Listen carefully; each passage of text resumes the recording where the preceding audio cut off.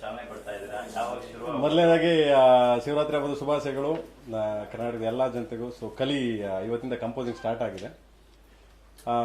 ಕಲಿ songs 6 songs ಮಾಡಿದ್ದೀವಿ ಈಗ.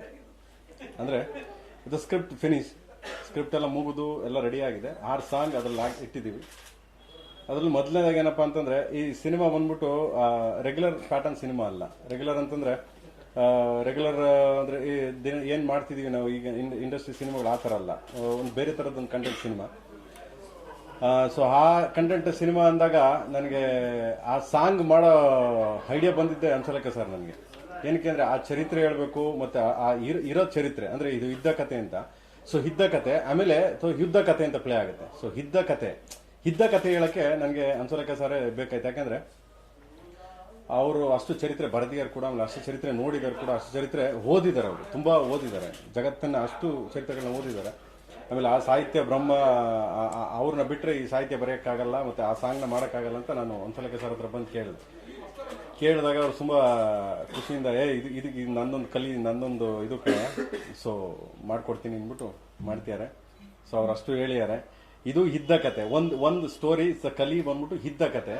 ಸೊ ನೆಕ್ಸ್ಟ್ ಮಾಡೋದು ಅದು ನಂದು ಯುದ್ಧ ಕತೆ, ಪ್ರೇಮ್ನ ಯುದ್ಧ ಕತೆ ಅಂತ. ಅಂದ್ರೆ ಅವ್ರೇನ್ ಹೇಳಿದ್ರು, ಮಹಾಭಾರತ ಇನ್ಸ್ಪೈರ್ಡ್ ಮಹಾಭಾರತ ಯುದ್ಧ ಕತೆ. ಸೊ ಅದು ಇನ್ನೊಂದು ವರ್ಷನೂ ಯುದ್ಧ ಕತೆ ಅಂತ. ಸೊ ಅದೇ ಸಾಂಗ್ ಮಾಡ್ತಾ ಇದೀವಿ. ಸೊ ಇಷ್ಟು ಬಿಟ್ರೆ ಇನ್ನೇನು ಇಲ್ಲ. ಒಂದು 6 ಜನ ಮ್ಯೂಸಿಕ್ ಡೈರೆಕ್ಟರ್ ಕೆಲಸ ಮಾಡ್ತಾರೆ. ಇವಾಗ ಗುರುಜಿಯಿಂದ ಸ್ಟಾರ್ಟ್ ಮಾಡಿದೀವಿ. ಸೊ ಹಂಸಲೇಖ ಗುರುಗಳಿಂದ ಸ್ಟಾರ್ಟ್ ಮಾಡಿದೀವಿ. ಸೊ ಇಲ್ಲಿಂದ ಶುರು ಆಗುತ್ತೆ. ಇಲ್ಲಿ ಮುಗಿದ ತಕ್ಷಣ ಐ ಥಿಂಕ್ ಇದೆಲ್ಲ ರೆಡಿಯಾಗಿ ಇದು ರೆಕಾರ್ಡಿಂಗ್ ಆಗಿದೆ. ಇಲ್ಲೆಲ್ಲೂ ರೆಕಾರ್ಡಿಂಗ್ ಆಗಲ್ಲ, ಲಂಡನ್ ರೆಕಾರ್ಡಿಂಗ್ ಆಗುತ್ತೆ. ಯಾಕಂದ್ರೆ ಎಲ್ಲ ಸಿಂಫೋನಿ ಆರ್ಕೆಸ್ಟ್ರಾ, ಪೂರ ಸಿಂಫೋನಿ ಆರ್ಕೆಸ್ಟ್ರಾ. ಅಂದ್ರೆ ಎಲ್ಲ ಬರೀತಾರೆ, ನೋಟ್ಸ್ ಎಲ್ಲ ಬರೆದು ಎಲ್ಲ ಟೋಟಲ್ ತಗೊಂಡೋಗಿ ನಾನು ಹಂಸಲೇಖ ಸರ್ ಇಬ್ರು ಲಂಡನ್ಗೆ ಹೋಗಿ ಮಿಕ್ಸ್ ಮಾಡ್ಕೊಂಡು ಬರ್ತೀವಿ.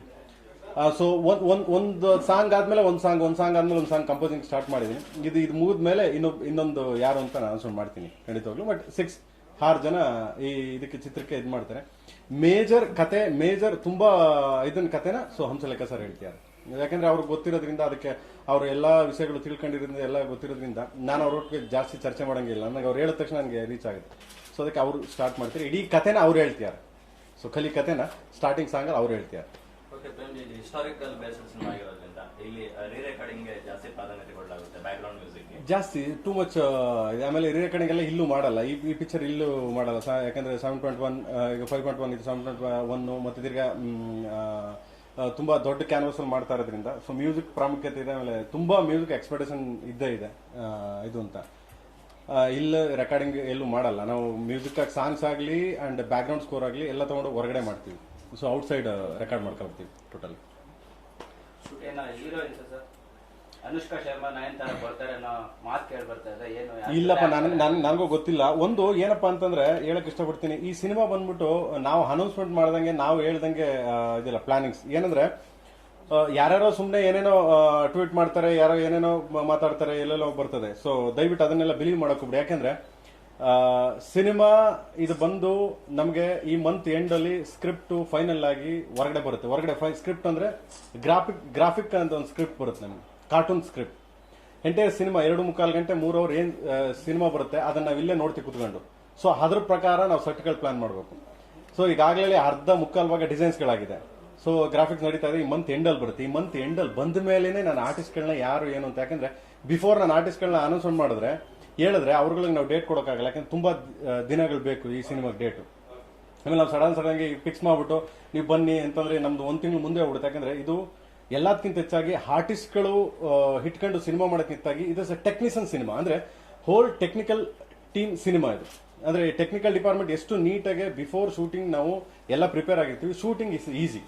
ಸೊ ಅದು ನಡೀತಾ ಇದೆ. ಈ ಮಂತ್ ಎಂಡಲ್ಲಿ ಬರುತ್ತೆ. ಈ ಮಂತ್ ಎಂಡಲ್ಲಿ ನಾನು ಅನೌನ್ಸ್ ಮಾಡ್ತೀನಿ. ಸೊ ಯಾವಾಗ ಶೂಟಿಂಗ್ ಅಂದ್ಬಿಟ್ಟು ಮಂತ್ ಎಂಡ್. ಮೈಥಾಲಜಿಕಲ್ ಶೇಡ್ ಇರೋದ್ರಿಂದ ಏನ್ ಪರ್ಟಿಕ್ಯುಲರ್ ಸೆಟ್ ಹಾಕಿ ಶೂಟಿಂಗ್ ಮಾಡೋ ಪ್ಲಾನ್ ಇದೆಯಾ ಅಥವಾ ನ್ಯಾಚುರಲ್ ಲೊಕೇಶನ್ಸ್ ಎಲ್ಲ? ಇಲ್ಲ, ನ್ಯಾಚುರಲ್ ಲೊಕೇಶನ್ ಇಲ್ಲ. ಯಾಕಂದ್ರೆ ಇವತ್ತಿನವರೆಗೂ ಅದು ಕೆಲವು ಎಲ್ಲೋ ಒಂದೊಂದು ಬಳಕೆಗಳು ಏನೋ ಹೇಳ್ತಾರಲ್ಲ, ಸಣ್ಣ ಪುಟ್ಟ ಇದು ಕಲ್ಲುಗಳು, ಸಣ್ಣ ಪುಟ್ಟ ಇದು ಸಿಕ್ಕಿದೆ, ಅದು ಯಾರು ನೋಡಿಲ್ಲ. ಎಲ್ಲೋ ಪುರಾತನದ ಇದು ಮುಳುಗೋಗಿದೆ ಸಮುದ್ರದೊಳಗಡೆ ಅಂತ, ಇನ್ನೊಂದೆಲ್ಲೋ ಒಂದು ಸಿಕ್ಕಿದೆ, ಎಲ್ಲೋ ಒಂದು ವಿಗ್ರಹ, ಈ ತರದ್ದು ಇದೆ ಕಾನ್ಸೆಪ್ಟ್. ಬಿಟ್ರೆ ಅದು ಎಲ್ಲೂ ಇವತ್ತಿನವ್ರು ನೋಡಿಲ್ಲ. ನಾವು ಅದನ್ನ ತೋರಿಸ್ತಾ ಇದೀವಿ, ಹಿಂಗಿತ್ತು ಅಂದ್ರೆ ಈ ನೆಕ್ಸ್ಟ್ ಬರೋ ಪೀಳಿಗೆಗೆ, ನೆಕ್ಸ್ಟ್ ಬರೋ ಜನರೇಷನ್ಗೆ ಸೊ ಹಿಂಗಿತ್ತ ಅದು ಅನ್ನೋ ತೋರಿಸೋ ಒಂದು ಪ್ರಯತ್ನ ಮಾಡ್ತಾ ಇದೀನಿ. So with all my team support.